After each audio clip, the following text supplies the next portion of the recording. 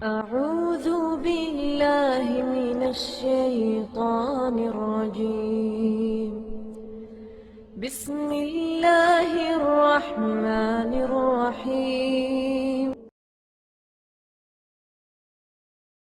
ومن أحسن قولا ممن دعا إلى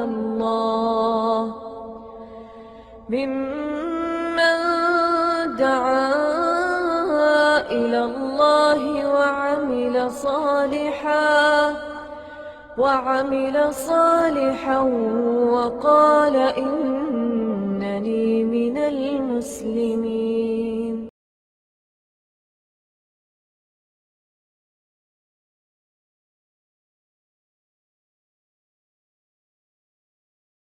اور اب میں اپنے معزز مہمان تو نہیں کہوں گا، ہمارے سمجھیے کہ ہمارے سرپرست ہیں اور اس ایریے کے اندر نہیں بلکہ پورے سعودیہ کے اندر شیخ محترم کو لوگ جانتے پہچانتے ہیں ہر طرح سے. شیخ محمد منیر قمر صاحب حفظہ اللہ سب لوگ جانتے ہیں، تعارف کی ضرورت نہیں ہے. آپ کی کتابوں سے، آپ کے پروگراموں سے، آپ کے ریڈیو کے دروس سے ساری چیزوں سے لوگ آگاہ ہیں، واقف ہیں.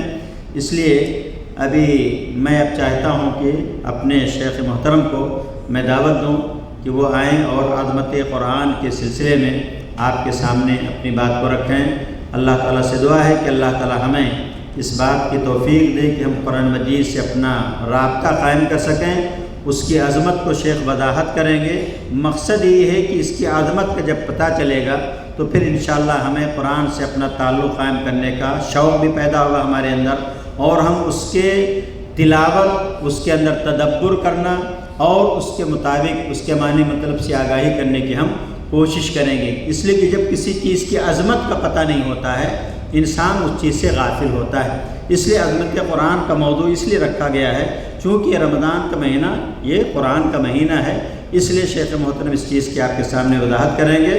اور ہم ترجمہ قرآن کا کورس بھی چلا رہے ہیں، ورڈ بائی ورڈ، لفظ بائی لفظ جو ہے لفظ کا ترجمہ ہم سکھاتے ہیں، ایک ایک لفظ کا.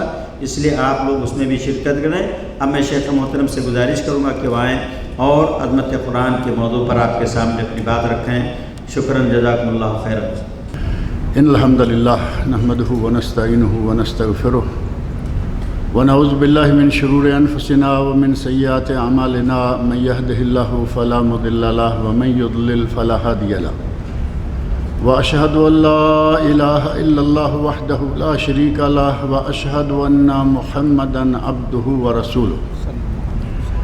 اما بعد فان خير الحديث كتاب الله وخير الهدي هدي محمد صلى الله عليه وسلم وشر الامور محدثاتها وكل محدثة بدعة وكل بدعة ضلالة وكل ضلالة في النار.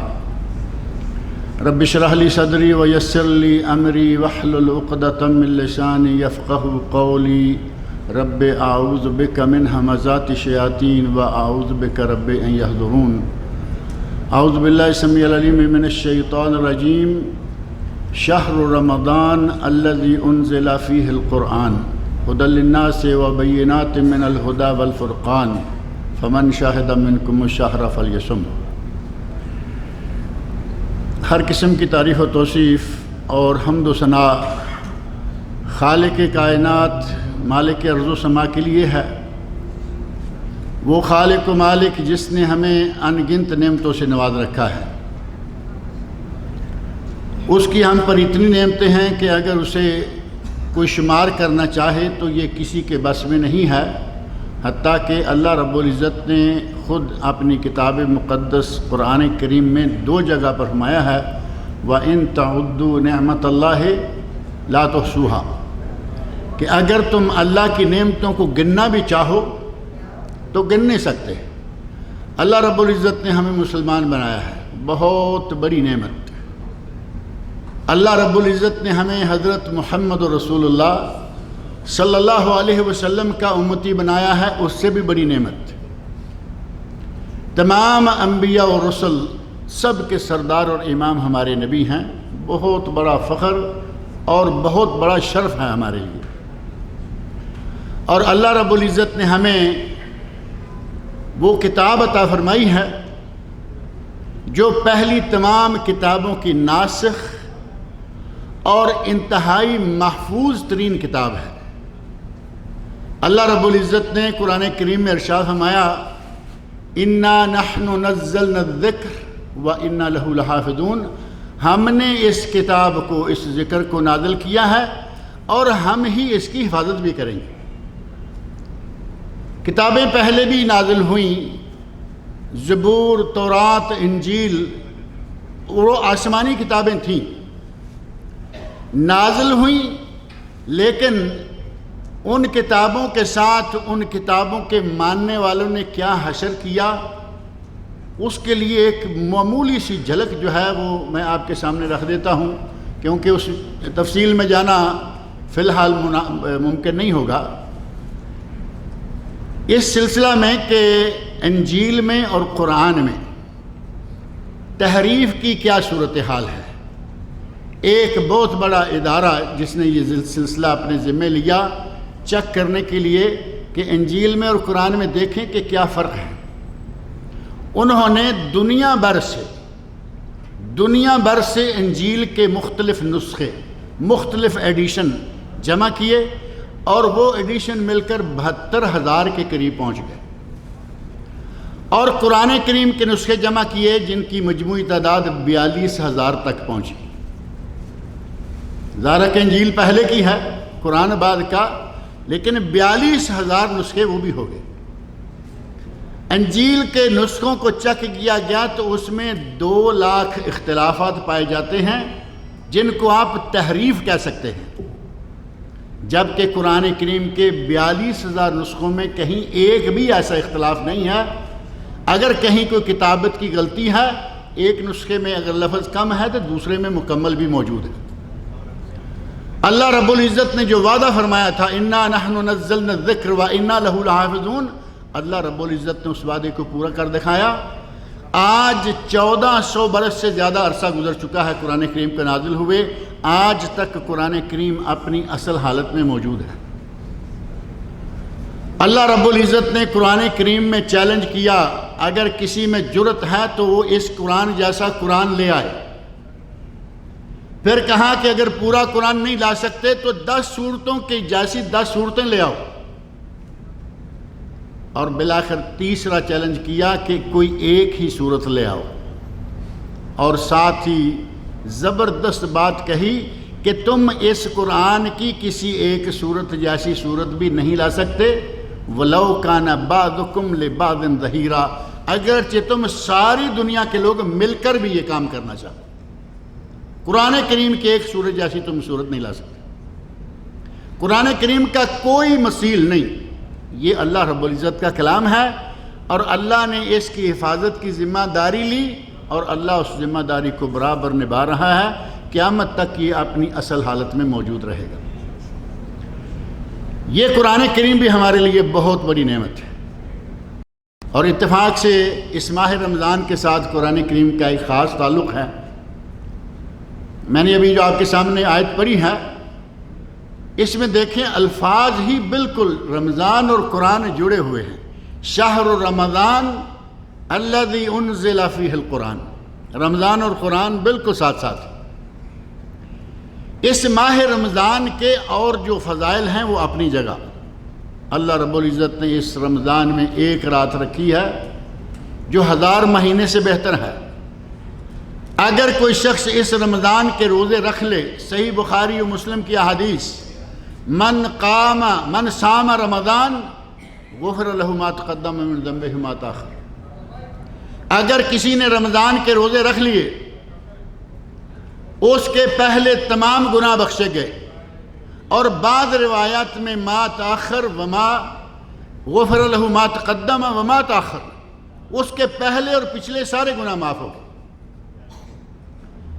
اور دوسری حدیث میں فرمایا من قام رمضان، من صام رمضان، من قام رمضان، اگر کسی نے رمضان المبارک کی راتوں کا قیام کر لیا، یعنی تراویح پڑھ لی، غفر له ما تقدم من ذنبه، اللہ اس کے سارے گناہ معاف کر دیتا ہے۔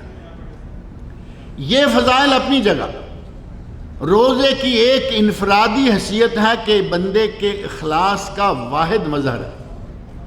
روزے کو اللہ رب العزت نے ہمارے لیے ایک ٹریننگ بنایا، ایک ریفریشر کورس بنایا، یہ اس کی اب الگ حیثیت ہے۔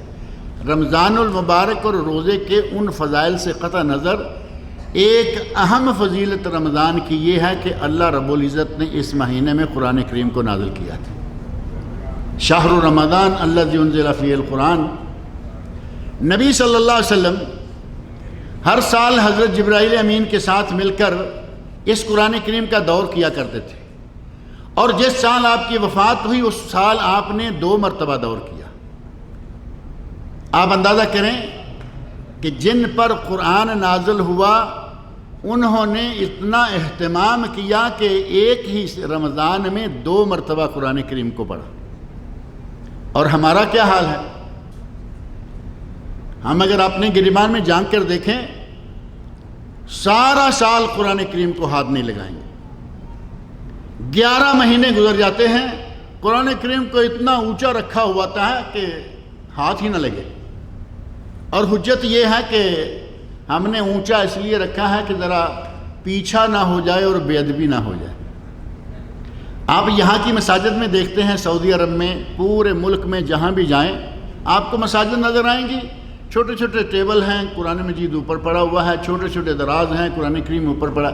ان لوگوں کو کیا آپ سمجھتے ہیں کہ یہ سارے بے ادب ہی ہیں؟ سعودی عرب میں، خلیج میں سارے بے ادب ہی رہتے ہیں۔ قرآن کریم کا ادب یہ نہیں ہے کہ اس کی طرف پیچھا نہ کیا جائے، قرآن کریم کا ادب یہ ہے کہ اس پر عمل کیا جائے۔ اور اگر اتنا ہماری دسترس سے باہر پڑا رہے گا تو اس پہ عمل ہم کیسے کر پائیں گے؟ اس قرآن کریم کو اللہ رب العزت نے وہ عظمت، پہلی بات یہ کہ اللہ کا کلام ہے، یہ مخلوق نہیں ہے۔ یہ ایک مستقل مسئلہ ہے کہ کیا قرآن کریم کلام الہی ہے یا مخلوق ہے۔ امام احمد بن حنبل رحمۃ اللہ علیہ اور لوگوں نے اس سلسلہ میں بڑی آزمائشوں سے گزر کر قرآن کریم کو کلام الہی ثابت کیا کہ یہ مخلوق نہیں ہے۔ اور اس کلام الہی کا، قرآن کریم کا کلام الہی ہونا یہی بہت بڑا شرف ہے۔ اس کے علاوہ آپ دیکھیں، تھوڑا غور کر کے دیکھیں، قرآن کریم کا جس سے بھی ذرا بھر تعلق ہو گیا اللہ رب العزت نے اس چیز کو بھی عظمتوں سے نواز دیا۔ اللہ رب العزت جس نے قرآن نازل کیا پوری کائنات کا خالق و مالک ہے، کوئی شک ہے کسی کو؟ پوری کائنات کا خالق و مالک، قرآن کو نازل کرنے والا، اور قرآن کو لے کے آنے والا کون ہے؟ سارے فرشتوں کے سردار فرشتے حضرت جبرائیل امین علیہ السلام۔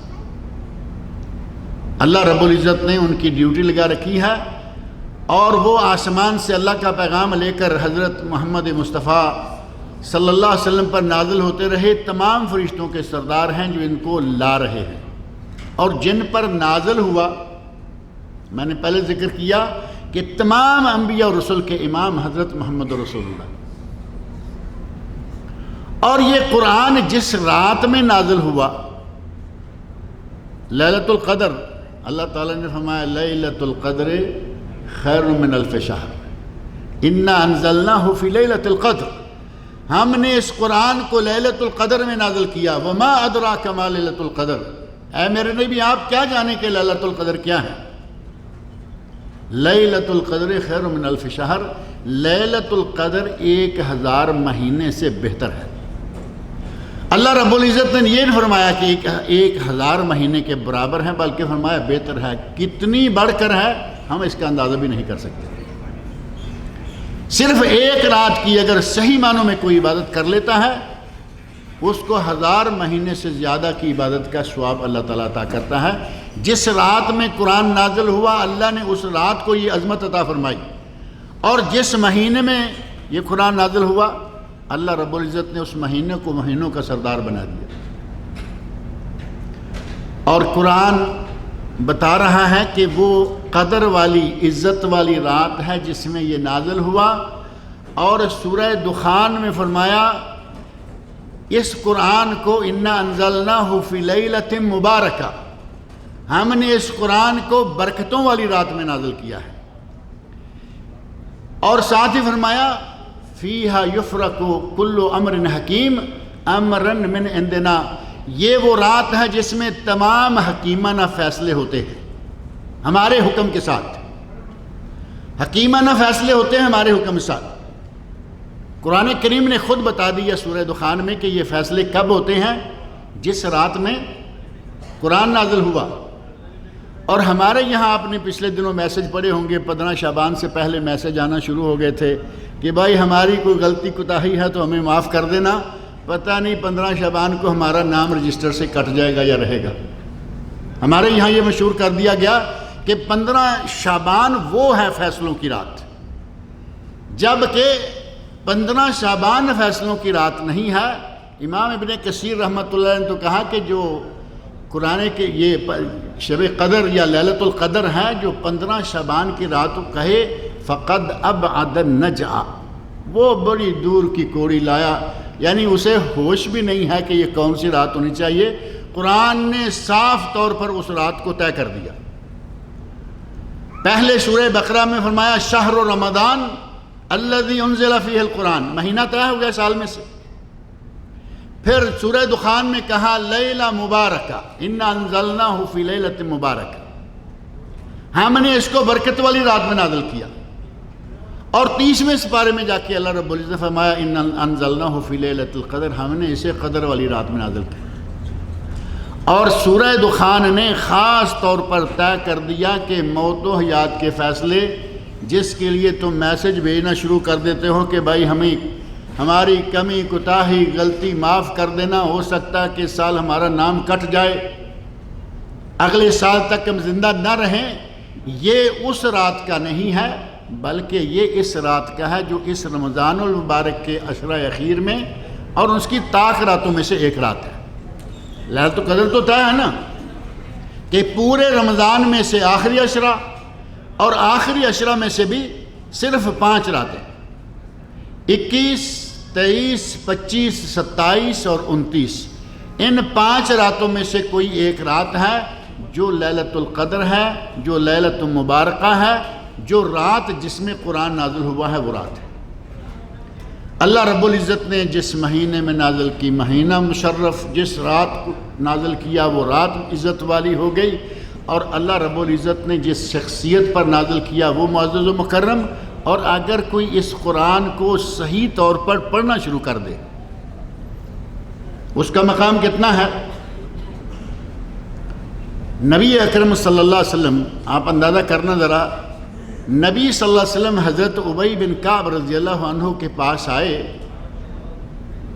ملاقات ہوئی تو کہا اے ابی ان اللہ امرنی ان اقرأ علیک لم یکن الذین کفروا من اہل الکتاب، اے ابی مجھے اللہ نے یہ حکم دیا ہے کہ میں تمہارے سامنے لم یکن الذین کفروا، 30ویں سپارے کی صورت جو ہے البینہ، میں سورۃ البینہ تمہارے سامنے پڑھوں۔ اندازہ کریں حضرت ابی بن کعب رضی اللہ عنہ کون ہیں، نبی صلی اللہ علیہ وسلم کے صحابی ہیں، لیکن قرآن کریم کے بہترین قاریوں میں سے قاری ہیں، اپنے وقت کے اماموں میں سے امام ہیں۔ حضرت عمر فاروق رضی اللہ عنہ نے تراویح کے لیے جن 2 اماموں کو مقرر فرمایا تھا وہ معروف ہے نا، حضرت تمیم الداری اور حضرت ابی بن کعب رضی اللہ عنہ۔ ان میں سے یہ ابی بن کعب ہیں رضی اللہ عنہ۔ فرمایا کہ اے ابی مجھے اللہ نے حکم دیا ہے کہ میں تمہارے سامنے سورۃ البینہ پڑھوں۔ حضرت ابی بن کعب رضی اللہ عنہ کو اور تو کوئی بات نہیں سوجھی، فوری طور پر خیال آیا اے اللہ کے رسول، کیا اللہ رب العزت نے میرا نام لیا ہے؟ اللہ نے کیا میرا نام لے کے کہا ہے کہ ابی بن کعب کے سامنے قرآن پڑھو؟ نبی اکرم صلی اللہ علیہ وسلم فرمایا نعم، ہاں ابی، اللہ نے تیرا نام لے کر مجھے حکم دیا ہے کہ میں تمہارے سامنے قرآن پڑھوں۔ کیا تصور کر سکتے ہیں اس شخصیت کا حال کہ جس کا اسم، اس کا نام اللہ رب العزت کی زبان گرامی سے نکلے۔ فرط جذبات سے حضرت ابی رضی اللہ عنہ نے رونا شروع کر دیا، خوشی کہ میرا نام اللہ رب العزت نے لیا۔ اگر قرآن کریم کو صحیح طور پر پڑھنا شروع کر دے بندہ تو وہ اللہ رب العزت کا اس طرح محبوب ہو جاتا ہے. اور وہ صحابی تھے، نبی اکرم صلی اللہ علیہ وسلم کے سامنے موجود تھے. عام لوگوں میں سے بھی اگر کوئی صحیح قرآن پڑھتا ہے تو نبی اکرم صلی اللہ علیہ وسلم کا ارشاد بڑا معروف ہے، الماہر بالقرآن، الماہر بالقرآن مع السفرہ الکرام البررہ. اگر کوئی قرآن کریم کا ماہر ہے، یعنی قرآن کریم کو پنجابی میں نہ پڑھے، ہمارے یہاں پڑھتے ہیں اور جو اپنی اپنی زبان میں پڑھتے ہیں، اپنے اپنے انداز سے پڑھتے ہیں، تا کوئی فرق نہیں، ذال ضاد زا کوئی فرق نہیں، سب ایک ہی کیے چلے جاتے ہیں. صحیح معنوں میں اگر کوئی مہارت کے ساتھ قرآن کریم سیکھ کر پڑھتا ہے، فرمایا کہ وہ اللہ کے فرشتوں کے ساتھ ہو، نیک آدمیوں کے ساتھ ہوگا. اور ساتھ ہی ارشاد فرمایا کہ جو آدمی قرآن کریم پڑھتا ہے لیکن یتتعتع فیہ، وہ قرآن پڑھنے میں تکلیف محسوس کرتا ہے، بار بار لفظ کو دہراتا ہے، سیدھا کرتا ہے، وہو علیہ شاق، اور یہ قرآن کریم پڑھنا اس کے لیے مشکل ہے، اس کے لیے مشقت کا باعث. فرمایا لہو اجران، اس کو عام سیدھا پڑھنے والے کی نسبت 2 گنا ثواب ملے گا کہ یہ مشقت ہونے کے باوجود تلاوت میں لگا ہوا ہے، چھوڑ نہیں رہا. قرآن کریم کو اگر کوئی سیکھتا ہے، پڑھتا ہے تو اللہ رب العزت نے دیکھے کتنا مقام اس کا بنا دیا. اور اگر کوئی قرآن کریم کو حفظ کر لیتا ہے، قرآن کریم کو حفظ کر لیتا ہے، نبی اکرم صلی اللہ علیہ وسلم کا ارشاد ہے، حدیث کو حسن کہا گیا، صحیح بھی قرار دیا گیا. فرمایا یوضع علی رأسہ تاج الوقار، اس کے سر پر وقار کا تاج رکھا جائے گا. وَيُلْبَسُ أَبَوَاهُ حُلَّتَيْنِ، اس کے ماں باپ دونوں کو 2 ایسے حلے پہنائے جائیں گے، لا يقوم بهما الدنیا وما فیہا، ان 2 حلوں کی اتنی قیمت ہے کہ دنیا اور اس میں جو کچھ ہے وہ سارا بیچ دیں تو وہ 2 حلے نہیں مل سکتے. کس کا مقام ہے یہ؟ حافظ قرآن کا. تاج الوقار، عزت کا تاج. روز محشر اللہ رب العزت اتنی عزت دے گا اور اس کے ماں باپ دونوں کو حلہ پہنائے گا جس حلے کی قیمت دنیا جہاں کی ساری دولتوں سے زیادہ ہے. اللہ رب العزت نے حافظ کو کتنا مقام دیا. اور دوسری حدیث میں نبی اکرم صلی اللہ علیہ وسلم ارشاد فرماتے ہیں کہ قرآن کریم کے حافظ کو کہا جائے گا اقرا ورتل کما کنت ترتل فی الدنیا، قرآن پڑھو، ترتیل کے ساتھ پڑھتے جاؤ. اقرا ورتق، پڑھتے جاؤ اور چڑھتے جاؤ، درجات کو اوپر چڑھتے جاؤ. فإن منزلتک عند آخر آیت تقرأھا، تیرا درجہ یا تیرا مقام وہاں ہوگا جہاں تو آخری آیت پڑھے گا. آپ اندازہ کریں کہ قرآن کریم کی کتنی آیات ہیں. موٹے موٹے حساب میں 6000 تو ہے نا، 6600 سے بھی کچھ زیادہ گنتے ہیں، کچھ کم و بیش. 6000 کے قریب درجات اللہ رب العزت حافظ قرآن کو عطا فرمائے گا اس قرآن کی برکت سے. اور اگر کوئی آدمی قرآن کریم کو پڑھنا شروع کر دیتا ہے، قرآن کریم کے فضائل مقام طویل موضوع ہے، مختصر سا ہم کرنا چاہتے ہیں تاکہ ہم اپنے مشائخ جو ہیں ان کی بات سنیں. ہم تو آپ کے شہر کے رہنے والے ہیں. نبی اکرم صلی اللہ علیہ وسلم ارشاد فرماتے ہیں کہ اگر کوئی قوم، کوئی جماعت کسی جگہ بیٹھ جائے، اللہ کے کسی بھی گھر میں بیٹھ کر قرآن کریم پڑھنا شروع کرے، اسے دہرانا شروع کرے، اسے سیکھنا شروع کرے، کیا ہوتا ہے؟ نزلت علیہم السکینہ، اللہ رب العزت کی طرف سے ان پر سکینت نازل ہوتی ہے. وغشیتہم الرحمہ، ان پر اللہ رب العزت، انہیں اللہ رب العزت کی رحمت گھیرے میں لے لیتی ہے. وحفتہم الملائکہ، اللہ رب العزت کے فرشتے ان کو گھیرے میں لے لیتے ہیں. وذکرہم اللہ فی من عندہ، اللہ ان لوگوں کو جو قرآن کریم پڑھ رہے ہیں ان کا ذکر ان لوگوں میں کرتا ہے جو اس کے پاس. اس کے پاس کون کون ہے؟ کون لوگ ہیں؟ اللہ کے پاس فرشتے ہیں یا نہیں؟ اللہ رب العزت قرآن کریم پڑھنے اور سیکھنے والوں کا ذکر اپنے یہاں فرشتوں میں کرتا ہے کہ دیکھو میرے بندے میری کتاب کو پڑھ رہے ہیں۔ اور قرآن کریم کو اللہ رب العزت نے ہمارے لیے ایک بہت بڑی فارمیسی، بہت بڑی صیدلیہ بنا کے بھیجا ہے۔ آپ نے آیات قرآن پڑھی ہوں گی، کئی لوگ ہیں وہ آیات شفا الگ سے لکھ کے کہتے ہیں جی یہ جو آیات شفا، آیات شفا 4-5 نہیں، پورے قرآن کو اللہ رب العزت نے شفا قرار دیا ہے۔ یہ پورے کا پورا قرآن شفاء و رحمہ، شفا ہے، رحمت ہے، ہدایت ہے، کتاب ہدایت، کتاب رحمت، کتاب شفا۔ وَنُنَزِّلُ مِنَ الْقُرْآنِ مَا هُوَ شِفَاء، ہم قرآن میں سے آیات نازل کرتے ہیں جو کہ شفا ہیں۔ اور اگر اس بات کا اندازہ کرنا ہے تو آپ کو حدیث میں کئی واقعات مل جائیں گے کہ روحانی بیماریوں کی شفا اس میں، جسمانی بیماریوں کی شفا اس میں، اور کیڑے سانپ بچھو کاٹ جائیں تو ان کی شفا اس میں۔ نبی اکرم صلی اللہ علیہ وسلم نے کبھی کسی پر لعنت نہیں کی، یہ تو بات معروف ہے نا، آپ رحمت اللہ عالمین تھے، کسی پہ لعنت نہیں کرتے تھے، لیکن ایک مرتبہ آپ کو آپ کے پاؤں پر بچھو نے ڈنگ مار دیا تو فرمایا لعن اللہ الاقرب، اللہ اس بچھو پر لعنت کرے، لا یادع نبیا ولا غیر، یہ بچھو نہ نبی کو معاف کرتا ہے نہ غیر نبی کو معاف کرتا۔ تو یہ تو طے ہے نا، بچھو کے سامنے نیک ہے یا بد ہے، بچھو کے سامنے نمازی ہے یا بے نماز ہے، بچھو کے سامنے روزے دار ہے یا بے روز ہے، وہ بچھو ہے، وہ اپنا کام کرے گا۔ فرمایا لا یادع نبیا ولا غیرہ، اور ایک روایت میں ہے لا یادع مصلیا ولا غیرہ، یہ نہ نمازی کو چھوڑتا ہے نہ بے نمازی۔ آدمی نماز پڑھ رہا ہے وہ اپنا کام کر جائے گا۔ بچھو کاٹ گیا، ہمارے یہاں تو بہت سارے مسائل حل ہو جاتے ہیں اگر ان چیزوں کو، ان احادیث کو تھوڑا سا غور سے پڑھیں۔ ہمارے یہاں نبی اکرم صلی اللہ علیہ وسلم کو مختار کل کہا جاتا ہے کہ آپ مختار کل ہیں، اور مختار کل کا حال دیکھ لیجئے کہ بچھو آیا اور بچھو ڈنگ مار گیا ہے۔ مختار کل کے لیے ایسے کوئی شخص، کوئی چیز، دنیا کی کوئی مخلوق ایسی جرت کر سکتی ہے کہ اسے اذیت پہنچائے؟ مختار کل بھی مانتے ہیں اور یہ حدیث مانے بغیر ان کا کوئی چارہ ہی نہیں۔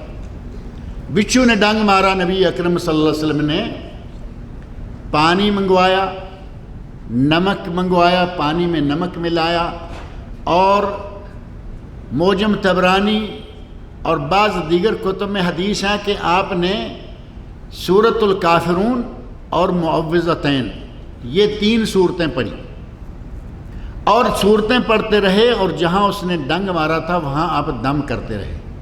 اور مصنف ابن ابی شیبہ کی روایت میں ہے کہ آپ نے سورۃ الاخلاص پڑھی۔ چاروں کل جمع ہو گئے دونوں حدیثوں میں۔ اگر کسی کو سانپ کاٹ جائے، کسی کو بچھو کاٹ جائے، کسی کو کوئی زہریلا کیڑا کاٹ جائے، یہ 4 صورتیں پڑھ کے دم کرے، نمکین پانی لگائے، انشاءاللہ اسے کسی دوسری دوا کی ضرورت نہیں پڑے گی، کیونکہ نبی اکرم صلی اللہ علیہ وسلم کا آزمایا ہوا نسخہ ہمارے سامنے۔ اور صیدلیہ یا فارمیسیوں کا جو نشان ہوتا ہے وہ آپ دیکھتے ہوں گے، ایک ہاتھ میں وہ کپ سا پکڑا ہوا ہوتا ہے، اور اس کے گرد کیا ہے؟ سانپ ہی اس کے گرد ہوتا ہے۔ وہ سانپ کا علاج کرتے ہیں، ہمیں ان دوائیوں کی ضرورت نہیں پڑتی، ہمارے پاس، ہمیں اللہ رب العزت نے قرآن کریم میں فارمیسی دے دی۔ اور صرف یہی ایک نہیں بلکہ حدیث میں واقعہ موجود ہے کہ ایک آدمی جکڑا ہوا ہے زنجیروں میں اور پاگل پن کے دورے پڑ رہے ہیں، اس کو انہوں نے باندھ رکھا ہے۔ ظاہر ہے کہ کچھ پاگل ایسے ہوتے ہیں کہ ان کو چھوڑے رکھتے ہیں، وہ نقصان نہیں دیتے، بعض پاگلوں کو پھر زنجیروں سے باندھنا پڑتا ہے۔ آدمی زنجیروں میں باندھا ہوا ہے۔ ایک صحابی کو پتہ چلا، انہوں نے اسے 3 دن دم کیا، اور 3 دن دم میں کیا کچھ پڑھتے رہے؟ صرف سورہ فاتحہ۔ وہ کہتے ہیں میں سورہ فاتحہ پڑھتا، منہ میں جو لعاب اکٹھا ہوتا پھو کر کے اس کے اوپر پھینک دیتا۔ 3 دن صرف سورہ فاتحہ پڑھ کر دم کیا، وہ آدمی اس طرح ہو گیا کأنما نوشط من العقال، جیسے کسی کو رسوں کے ساتھ باندھا ہوا ہوتا ہے، اس کے رسے کھول دی جائیں تو بالکل صحیح ہو جائے گا، کھل جائے گا۔ وہ آدمی اس طرح تندرست ہو گیا کہ جیسے اسے کچھ تھا ہی نہیں۔ ایسے ہی ایک کسی سردار کو بچھو نے ڈنگ مارا تھا یا سانپ نے کاٹا تھا، صحابہ کرام رضی اللہ عنہ، طویل واقعہ ہے، وہاں بھی صحابی نے دم کیا اور اس آدمی کو فائدہ ہو گیا۔ لیکن آپ کو یہ معلوم ہے کہ اس حدیث میں یا اس واقعہ میں یہ موجود ہے کہ ان صحابہ کرام نے اس گاؤں میں رکنے کے لیے یا اس گاؤں کے پاس اپنا ڈیرا لگانے کے لیے گاؤں والوں سے اجازت طلب کی تھی، تو انہوں نے منع کر دیا تھا کہ تم ہمارے ڈیرے کے ساتھ ڈیرا نہیں لگا سکتے۔ تھوڑا آگے جا کے رک گئے، صحابہ تھے، مجاہدین تھے، انہیں نہ کسی کا ڈر نہ خوف سوائے اللہ کی ذات کے، آگے ڈیرا لگایا، پیچھے سردار کو سانپ نے کاٹ لیا۔ اب یہ بھاگے، کہا کہ ان کے پاس شاید کوئی علاج ہوگا، تو اس وقت صحابہ کرام نے دم کرنے کے لیے شرط لگا لی، کہا کہ ہم معاوضہ لے کر دم کریں گے۔ اور پھر آپ کو معلوم ہے معاوضہ کتنا لیا تھا؟ بڑا مشہور واقعہ، کئی سنتے رہتے ہوں گے۔ دم کرنے کے نتیجہ میں وہ آدمی صحیح ہو گیا اور صحابہ کرام نے 30 بکریاں لیں۔ 30 بکریاں آج کے دور میں کتنے ریال بنیں گے یا کتنے روپے بنیں گے؟ ڈاکٹر صاحب کے پاس جائیں گے، وہ کہیں گے پہلے ایکس رے کرا کے آؤ، بعد میں پیشاب ٹیسٹ کرو، یورین ٹیسٹ، سٹول ٹیسٹ، یہ ٹیسٹ، 5-10 ہزار روپیہ پہلے بن جائے گا، ابھی علاج شروع نہیں ہوا، اور بڑی خوشی سے دیے چلے جا رہے ہیں۔ مولوی صاحب نے دم کر دیا، بندہ ٹھیک ہو گیا، مولوی صاحب کو یہ 10 روپے دینے کو تیار نہیں کہ قرآن پڑھ کے کیا ہے؟ تمہیں تو علاج سے غرض تھی، تمہیں فائدہ ہو رہا ہے، فائدہ ہو گیا، مولوی بیچارے کو یہ لکڑی کا سمجھتے ہیں کہ اسے پیسہ نہیں دینا۔ بڑا عجیب سا رواج ہو چکا ہے۔ اگر یہ ہمارے ملکوں میں دیکھ لیں، مختلف مواقع پر خبریں آتی رہتی ہیں کہ فلاں ملک سے فلاں انجینئر کو بلایا گیا کہ وہ ملک کے لوگوں کو ٹرینڈ کرے، لاکھوں ڈالر ماہانہ کی تنخواہوں پر۔ فلاں ملک سے ڈاکٹروں کو منگوایا گیا، وہ ڈاکٹروں کی ٹیم آئی ہے، وہ ڈاکٹروں کو ٹرین کریں گے۔ سارا کچھ ہوتا رہے گا، لاکھوں کروڑوں ڈالر خرچ کریں گے، لیکن اگر کہیں نا کہ قرآن کریم کی تعلیم کے لیے یہ استاد آئے ہوئے ہیں، تو ان کے لیے ان کو 4 پیسے دینے کے جان نکل جاتی ہے۔ بعض ایسے مسابقات یا مقابلے ایسے ہوئے ہیں کہ قرآن کریم کا مثال کے طور پر حفظ القرآن کا مقابلہ ہو رہا ہے۔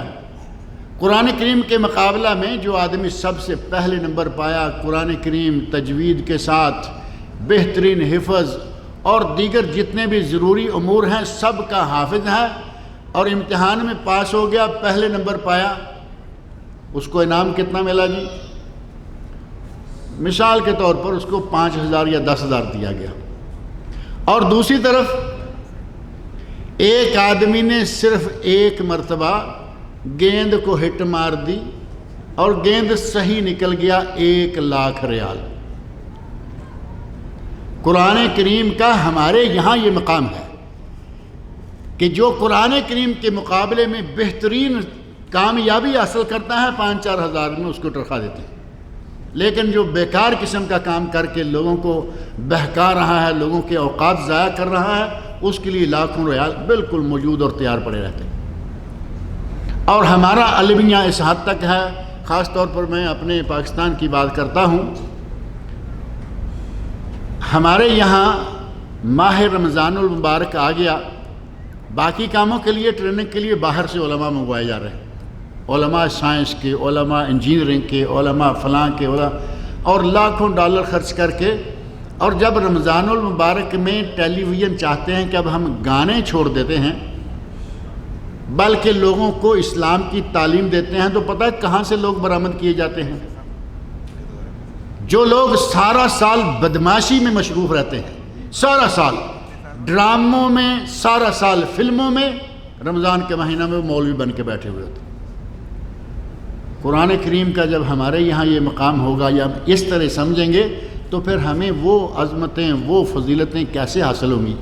اللہ رب العزت نے ہمیں وہ کتاب دی تھی کہ ایک ایک لفظ اس کا ایک ایک لفظ ہمارے لیے بلکہ ایک ایک حرف قیمتی ہے۔ ترمذی کی مشہور حدیث ہے، نبی اکرم صلی اللہ علیہ وسلم ارشاد فرماتے ہیں من قرأ حرفا من کتاب اللہ، اگر کوئی کتاب اللہ کا ایک حرف پڑھتا ہے کوئی دنیا میں ایسی کتاب کہ ایک حرف پڑھے اور اسے 10 نیکیاں ملیں؟ دنیا کی کوئی کتاب ایسی نہیں۔ یہ صرف قرآن کریم کو حاصل ہے کہ اگر آپ ایک حرف بھی پڑھیں گے تو آپ کو 10 نیکیاں مل جائیں گی۔ اور پھر آپ نے وضاحت فرمائی ولا اقول الف لام میم حرف، میں یہ بھی نہیں کہتا کہ الف لام میم حرف ہے، بل الف حرف و لام حرف و میم حرف۔ الف لام میم 3 حرف ہے۔ صرف الف لام میم کہنے سے کتنی نیکیاں مل گئیں؟ 30 نیکیاں اللہ رب العزت عطا کرتا ہے۔ کون سی کتاب ہے دنیا میں ایسی جو قرآن کریم کا مقابلہ کرے؟ اور ہم مسلمان اس قرآن کریم کے ساتھ کیا سلوک کر رہے ہیں وہ آپ کے سامنے۔ اللہ رب العزت نے اس قرآن کو مقام دیا، اس قرآن پر عمل کے نتیجہ میں ہمارے مسلمانوں نے عظمتیں پائیں، اور نبی اکرم صلی اللہ علیہ وسلم نے باقاعدہ اس سلسلے میں صحیح مسلم میں حدیث ہے ان اللہ یرفع بہذا الکتاب اقواما ویضع بہ آخرین، اللہ اس کتاب کی برکت سے اس پر عمل کرنے کے نتیجہ میں قوموں کو عروج اور بلندیاں عطا کرتا ہے، اور اسی کتاب کو چھوڑنے کے نتیجہ میں اللہ پستیوں میں ڈبو دیتا ہے۔ ہمارے سلف صالحین نے قرآن کریم پہ عمل کیا اور دنیا کے کروڑوں مربع میل پر انہوں نے حکومت کی، اور بہترین حکومت آج تک مسلمان تو کیا کافر بھی مانتے ہیں کہ جو سنہری دور مسلمان خلفاء کے زمانے میں، مسلمان حکماء کے زمانے میں گزرا ہے وہ کبھی بھی نہیں گزرا۔ لیکن ان لوگوں نے قرآن کریم کو پڑھا، قرآن کریم پہ عمل کیا، قرآن کریم کو نافذ کیا، نتیجہ یہ نکلا کہ خوشحالی، ہر طرف خوشحالی، غربت نام کی نہیں، چوری چکاری نام کی نہیں، ڈاکے یہ وہ نام کے نہیں، قرآن کریم کی حدود کو نافذ کیا، امن و امان سے رہے، مزے سے رہے، آرام سے کھاتے پیتے رہے۔ آج ہم نے قرآن چھوڑا اور اب نتیجہ ہمارے سامنے موجود۔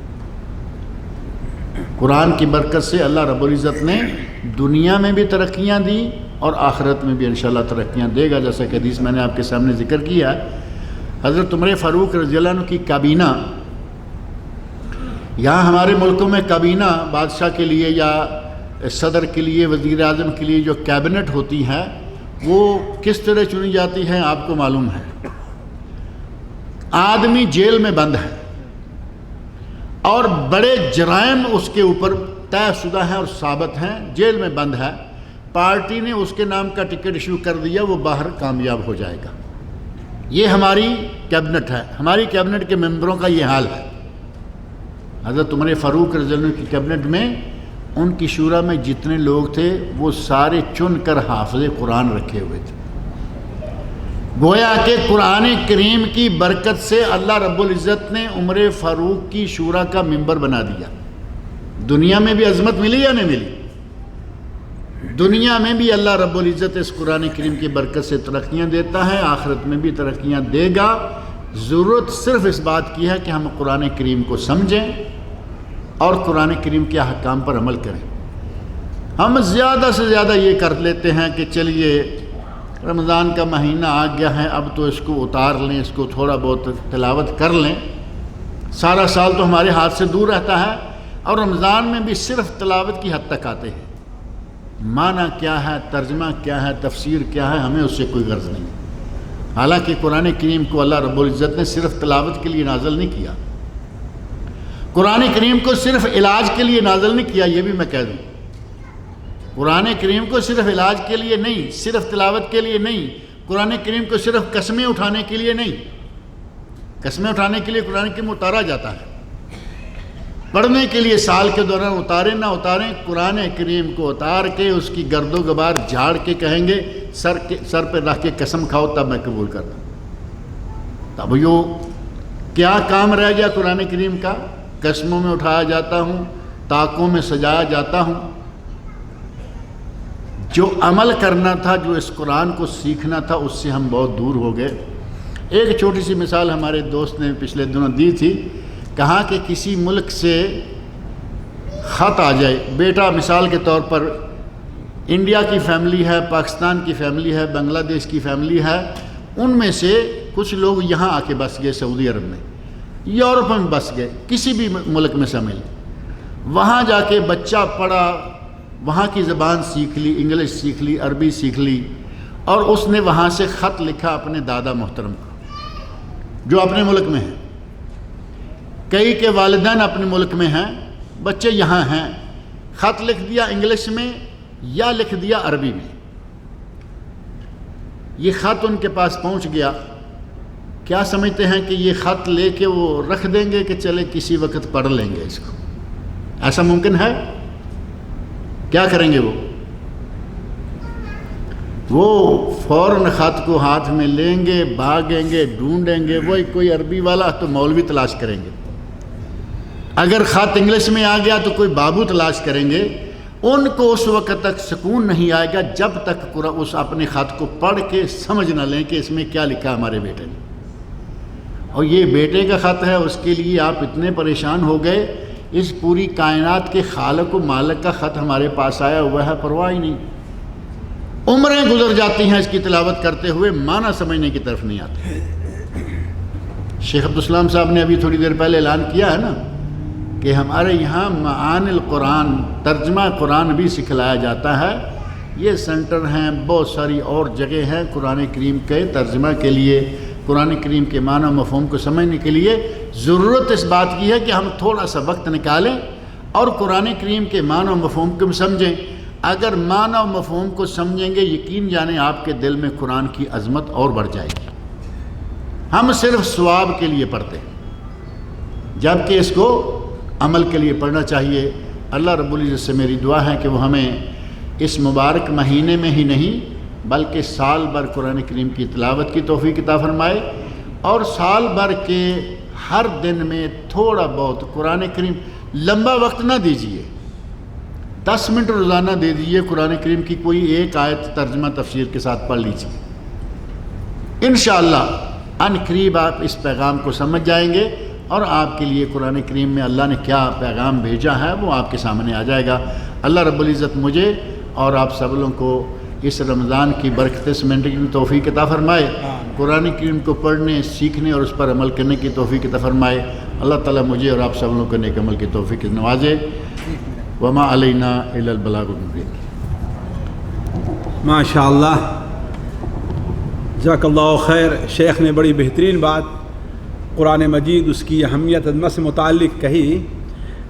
شیخ کی تقریر سن رہا تھا، خاص طور پر ابھی آخر میں، تو مجھے ابھی کل ایک محترمہ کا سوال آیا، وہ سوال میں آپ لوگوں کے سامنے رکھنا چاہتا ہوں، یہ احساس دلانے کے لیے کہ قرآن مجید کی اہمیت ہمارے نزدیک کیا رہ گئی ہے۔ ذرا سوچیں آپ، سوال کیا تھا کہ کسی محلے کی، کسی علاقے کی 10 15 20 25 50 عورتوں نے کوئی حال بک کیا ہے جس میں روزانہ وہ تراویح پڑھتی ہیں، اور تراویح پڑھانے کے لیے ایک حافظ صاحب کو لے آیا گیا ہے۔ تو سوال یہ تھا کہ کیا حافظ صاحب کو جو ہدیہ دیا جاتا ہے، دیکھیے نام کیا رکھا جا رہا ہے، ہدیہ دیا جاتا ہے، اس میں زکوٰۃ کے پیسے دیے جا سکتے ہیں کہ نہیں؟ ذرا سوچیں آپ لوگ، کہ قرآن کی اہمیت، یعنی ہمیں رونا چاہیے، ذرا سوچیں قرآن کی اہمیت کہاں چلی گئی ہمارے نزدیک، ذرا سوچیں آپ۔ یعنی زکوٰۃ کا پیسہ صرف اسی لیے رہ گیا ہے کہ اسے حافظ قرآن کو دیا جائے۔ ذرا سوچیں آپ، سوچنے کی بات ہے کہ کتنی قرآن کی اہمیت ہم نے اپنے اندر سے گھٹا دی ہے۔ تو وہی بات ہے کہ اللہ تعالیٰ نے ہمارے اوپر پستی کیوں مسلط کی ہے، اس کی سب سے وجہ یہی ہے کہ ہم نے اللہ تبارک و تعالیٰ کی کتاب کو چھوڑ دیا ہے۔ ضرورت ہے کہ صرف اس مبارک مہینے ہی میں نہیں بلکہ ہمیں اور آپ کو، تمام مرد عورت چھوٹے بڑے، پڑھے لکھے جو لوگ ہیں وہ اور جو پڑھے لکھے نہیں ہیں انہیں بھی اس قرآن کو سینے سے لگانے کی ضرورت ہے، لیکن اس معنی میں سینے سے لگانا نہیں جو ہم اور آپ ابھی لے رہے ہیں۔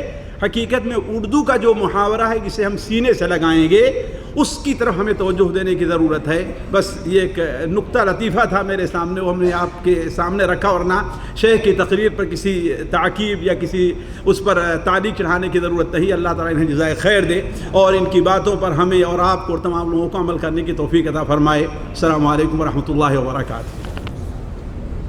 السلام علیکم ورحمۃ اللہ وبرکاتہ۔ اللہ جزائے خیر دے ہمارے شیخ محترم کو، جنہوں نے آپ کے سامنے قرآن مجید کی عظمت بیان کیا۔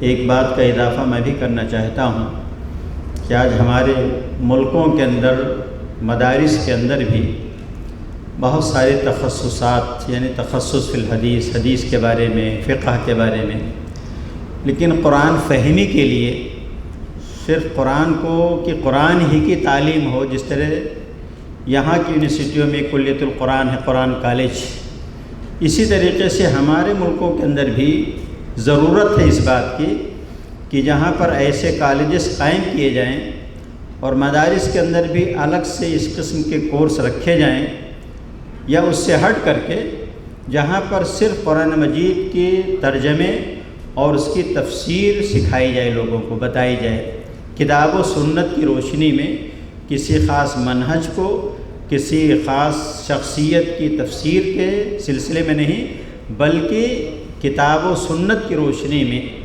جو قرآن کی جو تفسیر لکھی گئی ہے، سنت رسول، آثار رسول صلی اللہ علیہ وسلم کے سلسلے میں، اس سلسلے میں ہمیں ضرورت ہے کہ اپنے ملکوں کے اندر ہم قرآن مجید کو سمجھنے کے لیے اس کام کو انجام دیں۔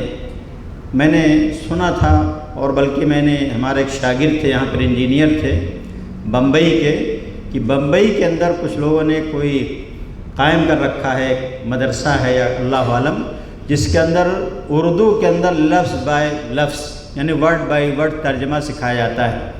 اور میں نے اس مہندس انجینئر سے، میں نے باقاعدہ اپنے کمرے کے اندر بیٹھا کر کے میں نے اس سے پوچھا، اس نے کہا کہ میں نے وہ کورس کیا۔ میں نے کہا ماشاءاللہ۔ تو میں نے مختلف جگہوں سے اس انجینئر سے باقاعدہ قرآن کا ترجمہ بطور امتحان میں نے پوچھا، اور اس نے ورڈ بائی ورڈ باقاعدہ قرآن کا ترجمہ مجھ کو اس نے بتا دیا۔ الحمدللہ، ماشاءاللہ، بڑی خوشی ہوئی کہ واقعی اس قسم کے لوگ موجود ہیں مختلف جگہوں پر، جو قرآن مجید کو سمجھانے کے لیے اور قرآن مجید کو کے ترجمے کو عام کرنے کے لیے۔ اس لیے عظمت قرآن جو ابھی سنا ہم نے کہ قرآن کی عظمت کا پتہ کیسے چلے گا؟ دنیا کے مختلف زبانوں کے جو ترجمے کیے گئے ہیں، کس کے لیے کیے گئے؟ مولوی کے لیے تو نہیں، مولوی کے تو عربی آتی، اس کی ضرورت نہیں تھی۔ اس لیے اللہ تعالیٰ نے اس کتاب کو کتاب ہدایت بنایا ہے، عبرت و نصیحت کا ذریعہ بنایا ہے، لوگوں کے لیے ہدایت کا ذریعہ بنایا ہے۔ تو جب تک اس کے معنی مطلب سے آگاہی نہیں حاصل ہوگی، اس قرآن کا میسج ہم نہیں سمجھ سکتے ہیں۔ قرآن مجید کے اندر اللہ تعالیٰ اپنے تعارف کروایا ہے، قیامت کے بارے میں، پچھلی قوموں کے بارے میں، بہت ساری چیزیں ہیں۔ تو جب اس کو پڑھیں گے تب اس سے کیا ہے، متاثر ہوں گے اور کچھ کام کر سکیں گے۔ تو اس لیے میرے دوستو، قرآن مجید کے ترجمے کی ضرورت ہے کہ ہم سیکھیں اور قرآن عربی زبان کو بھی سیکھیں، تاکہ صحیح طور پر قرآن مجید کو سمجھ سکیں۔ اب اس کے بعد میں آپ کے سامنے اپنے